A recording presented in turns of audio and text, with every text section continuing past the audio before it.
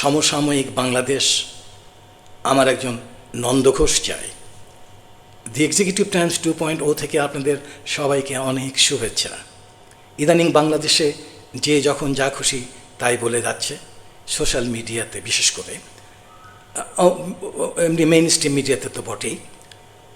এখন আমরা কিন্তু কেউই বাকস্বাধীনতার বিপক্ষে নই, কিন্তু যেমনটি উইনস্টন চার্চিল বলেছেন যে আপনি যা খুশি তাই বলে যাবেন, অথচ আপনার এই কথার প্রেক্ষিতে অন্য কেউ যদি কিছু বলে আপনি তখন সেটাকে ঘোরতর আপত্তিকর বলে বসবেন। অর্থাৎ চার্চিল যেটা বলতে চেয়েছেন তা হলো যে এই যে আমাদের বাকস্বাধীনতা যেটা বাকস্বাধীনতার কথা বলি, এটা কিন্তু অ্যাবসলিউট বা আনকন্ডিশনাল কিছু না। এখানে দায়িত্ববোধের কথা আছে, অর্থাৎ আমাদেরকে দায়িত্বশীল আচরণ করতে হবে। এই প্রসঙ্গে এব্রাহাম লিঙ্কনের একটা উক্তি বেশ প্রণিধানযোগ্য।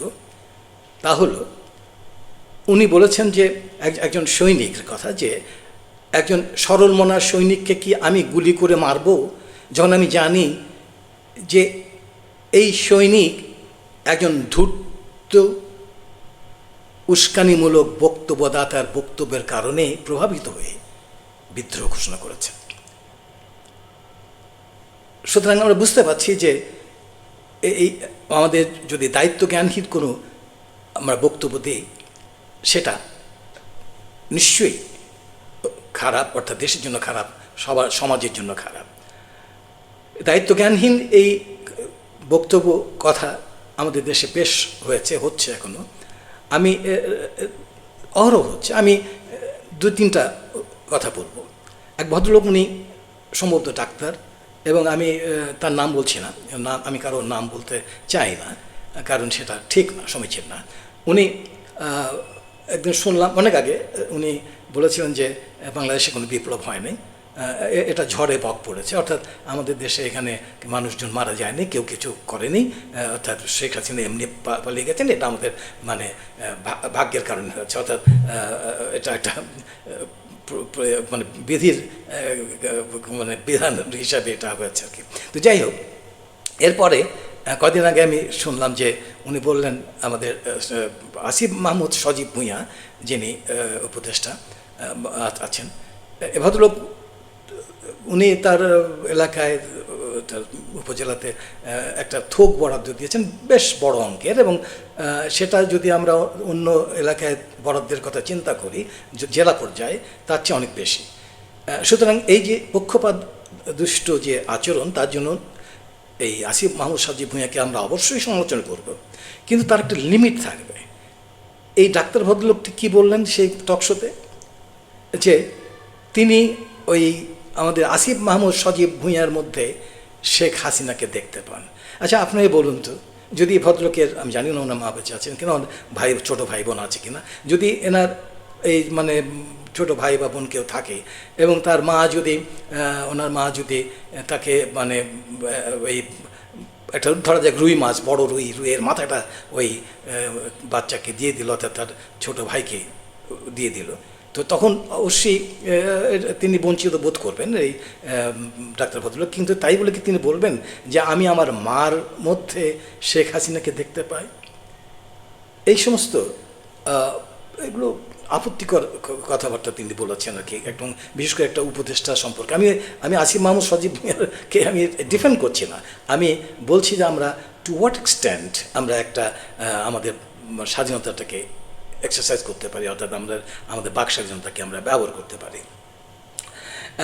এছাড়া আমরা এখন যদি অবশ্যই আমরা দু একদিন আগে দেখলাম যে আমাদের যিনি তথ্যমন্ত্রী আছে, তথ্য উপদেষ্টা, তিনি তো মানে অবশ্যই লিটারালি হাত উপরে ওঠান নাই, কিন্তু যেটা বললেন সেটা বোঝা গেল তাতে যে তিনি মানে হতাশ, অর্থাৎ এই সমস্ত ঘটনা ঘটছে তিনি জানেন, কিন্তু তিনি কিছু করতে পারছেন না, এবং তিনি কদিন পরে সরে যাবেন। তো এই সমস্ত কথাবার্তা, তার জ্ঞাতার্থে বলি যে এই যে ঘটনাগুলো ঘটছে, এগুলোর জন্য কিন্তু আপনারাও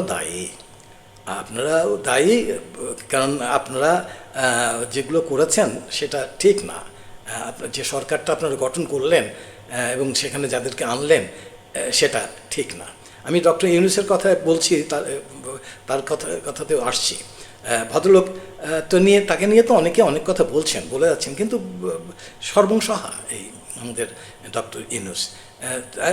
দেখলাম যে আমি এই যে উপদেষ্টা পরিষদটা হয়েছে সেটা নিয়ে অনেক কথা, অনেক মানে আপত্তি, কিন্তু কে কার কথা শোনে? সেই মানে ফ্রান্স থেকে চিৎকার করেছে, আমেরিকাতে চিৎকার করেছে, উনি কোনো কর্ণপাত করেন অবশ্যই অনেকে অনেক চিৎকার করে, তাই বলে কি সব কথাই শুনতে হয় কি না? শুনতে হবে, এটা ঠিক না। ঠিক আছে, উনি হয়তো শোনেন নাই। এবং আরেকটা ব্যাপার হলো যে আমরা দেখলাম যে উপদেষ্টা তো আছে যেগুলো আছে তাদের তো কথাবার্তা তাদের নিয়ে ছিল, সমালোচনা ছিল। তার মধ্যে আমরা আবার দেখলাম আর একজন উপদেষ্টাকে তারা দিয়ে দিয়েছে, মানে হয়েছে শেখ হাসিনা তিশার কন্যা, তাই বলে কি তিশার স্বামীকে উপদেষ্টা বানাবো না? এই যে মানে মানে প্রেম আর কি। তো এইটা আমরা দেখি আমাদের ডক্টর ইউনূসের মধ্যে। এখন আমাদের যে আরেকটা ব্যাপার হলো যে কদিন আগে তো আমরা দেখলাম যে একটা লাট বহর নিয়ে উনি গেলেন ইয়েতে আমাদের ইউএনওতে, তো জাতিসংঘে। এ নিয়ে অনেকে অনেক কথা বলে, সুতরাং আমি এটা বলবো না, আর এগুলো বেশি কথা বলবো না।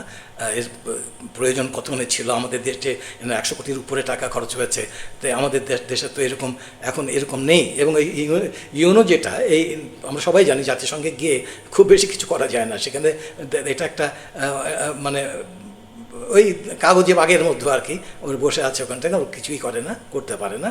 তো ওখানে গিয়ে একটু দেখানো আর কি যে আমি একটা নেতা, এটা বলা আর কি। তো যাই হোক, এ নিয়ে আলোচনা করে লাভ নেই। তো যা খরচ করার করেছে, কিন্তু আমাদের দেখতে হবে বাংলাদেশের মানুষগুলো কী পর্যায়ে কী পরিস্থিতিতে আছে এখানটায়। তো এখন এখানে অবশ্যই কেউ বলেন, নিন্দুকের তো অভাব নেই, কেউ বলেন যে মানে অনেকে আছে, তার মধ্যে ডক্টর আসিফ নজরুল কিনে বলেন নাকি যে জাতিসংঘের আঙ্গিনা মে তোমারা কে এক কাম হয়। তো এই জিনিসটা অনেকে বলেন, অর্থাৎ এই আসিফ নজরুল উনি নাকি বলেছেন আমি যদি মন্ত্রী হতে পারতাম এক সময় তাহলে আমি কি এই অনেক কিছু করতাম ইত্যাদি ইত্যাদি। কী করলেন তো সেটা নিয়ে তো মানুষ দেখছে, বলছে, বুঝতে পারছে। যাই হোক, তো এদের সমালোচনা করে তো আমাদের খুব একটা লাভ হচ্ছে না, লাভ হয় অনেক। কারণ যারা উপদেষ্টা যত মানে অকাম কুকাম যাই করুক না কেন, সবাই ঠিক মতো রয়ে গেছে। এদিকে রেজওয়ানা হাসান নিয়ে নিন্দুকেরা তো বসে থাকে না, তার সম্পর্কে কথাবার্তা বলছে। তার হাজব্যান্ড তিনি ওই নসরুল হামিদ বিপুর যে সম্পত্তিগুলো সেগুলো দেখাশোনা করছেন, কেউ বলছেন, আমি নিন্দুকের কথা বলছি, কেউ বলছেন তার সম্পত্তিগুলো বিক্রিও করে দিয়েছে, টাকা পয়সা পাঠিয়ে দিয়েছে, অথবা তেনারা নিয়েছেন। তো এই সমস্ত কথাবার্তা বলছে। আচ্ছা, করুক না কেন, তো একটা সুযোগ আসছে, কদিন পরেই তো তারা চলে যাবে। তো এটা একটু এই ভালো করে এগুলো মানে একটু করবে না, মানে কিছু বানাবে না, আখেরাত গোছাবে না। তো এগুলি এত বেশি আমাদের মানে কথা বলার তো দরকার নেই, চুপচাপ থাকলেই তো হয়। কিন্তু চুপচাপ থাকার কি উপায় আছে? আমাদের বাংলাদেশে এখন যে আমরা পার্বত্য চট্টগ্রামে যা দেখছি, সেখানে আমাদের সৈনিক ভাইদের উপরে গুলি করা হয়েছে, অটোমেটিক রাইফেল দিয়ে গুলি করা হয়েছে, একজন মেজরকে আহত করা হয়েছে, আরও কয়েকজন সৈনিককে আহত করা হয়েছে, কিছু লোক মারা গেছে। এই যে সন্ত্রাসী গোষ্ঠী, এদেরকে তো আমরা জানি কোথা থেকে এরা ফিউয়েল পাচ্ছে, কে এদেরকে মানে ট্রেন করছে, কে তাদেরকে পাঠাচ্ছে। এই যে ডিপ স্টেট ভারতের, এরা বসে আছে আমাদের এখানে, এই যে লোহা গরম হচ্ছে, তারা সব ডিপ স্টেট এবং পতিত সরকার, তারা হাতুড়ি নিয়ে বসে আছে, সময় মতো বাড়ি দেবে। তো এখন এই জিনিসগুলো তো চলছে, কিন্তু দেখার তো কেউ নেই। আরেক দিক দিয়ে আমরা যে দেখছি, এই যে লেখাপড়া জানা ছেলে মেয়েরা, শিক্ষিত ছেলে মেয়ে, তারা যুবক, তারা বেকার হয়ে আছে, তারা তাদের জীবনের অর্থ খোঁজার চেষ্টা করছে ডেসপারেটলি, কি করে তারা বেঁচে থাকতে পারে। তাদের তো কোনো চাকরি নেই, যোগান নেই, অর্থ যোগান নেই। ডক্টর ইউনূস তো মাঝে মধ্যে বলে বসে, আরে বাবা তোমার কী চাকরি দিয়ে করবে, ব্যবসা করো। ব্যবসা করো, কেমনে ব্যবসা করবে? ব্যবসার জন্য টাকা লাগে, শুধু টাকা নেয়। ব্যবসা করতে গিয়ে যখন আপনি একটা ব্যবসা করলেন, কী ব্যবসা করবেন? একটা অভিজ্ঞতা থাকে। আর যে অভিজ্ঞতা নাই থাকলে আপনি গেলেন, রাস্তায় গেলেন, আপনি ব্যবসা করতে গেলে চাঁদে দিতে হবে। 2 দিন পরে আপনার আসল তো গেল, সুদ তো ইয়ে পেলেনই না, অর্থাৎ কোনো লাভ তো পেলেন না, আসলও আপনার চলে গেল। তো এই সমস্ত নিয়ে বলেছেন ব্যবসা করো, এটা করো, ওটা করো। এখন আমাদের যে মানে যে অবস্থাটা, বর্তমানে যে অবস্থা, এখানে এখানে আমার মাঝে মাঝে মনে হয় আমার একটা স্কেপগোট দরকার, একটা নন্দঘোষ দরকার আছে। এরকমটা হচ্ছে কেন? কখনো কখনো আমার ভয় হয়, ডক্টর ইউনূস কি নিরো হয়ে যাচ্ছেন না তো? ওই যে আপনারা জানেন যে রোম যখন পড়ে যাচ্ছিল, নিরো তখন বাঁশি বাজাচ্ছিল। তো এখন এত কথা বলা, এত কিছু বলা, এত পরামর্শ দেওয়া, সবগুলোই তাকে মানে স্পর্শ করতে পারছে না। তিনি তার নিজের মতোই আছেন, অনেকটা সাম্য, শান্ত, সৌম্য, মানে তার মধ্যে কোনো রকম বিকার নেই। তিনি মনে হয় যেন একটা অ্যাসেটিক অবস্থায় আছেন, একটা সন্ন্যাসীর মতো হয়ে আছেন। এই সমস্ত দেখে আমার মনে হয় যে আচ্ছা আমরা কেন এরকম, আমাদের এই অবস্থাটা কেন? এত কষ্ট করে একটা দেশ আমরা মানে পেলাম, মানে দেশটাকে নতুন করে পেলাম, অর্থাৎ এর যে যিনি স্বৈরাচার ছিল তাকে আমরা তাড়িয়ে দিয়ে সব কিছু ঘটিয়ে, মানুষ অনেক মানে তাদের রক্ত দিল, তারপরেও কেন আমাদের দেশে এরকম কিছু? কে দায়ীটা? কে? দোষ কার? একটা নন্দঘোষ দরকার আমার, এবং নন্দঘোষ আমি পেয়েছি। সেটা হলো আমাদের ভাগ্য। আবারও দেখা হবে।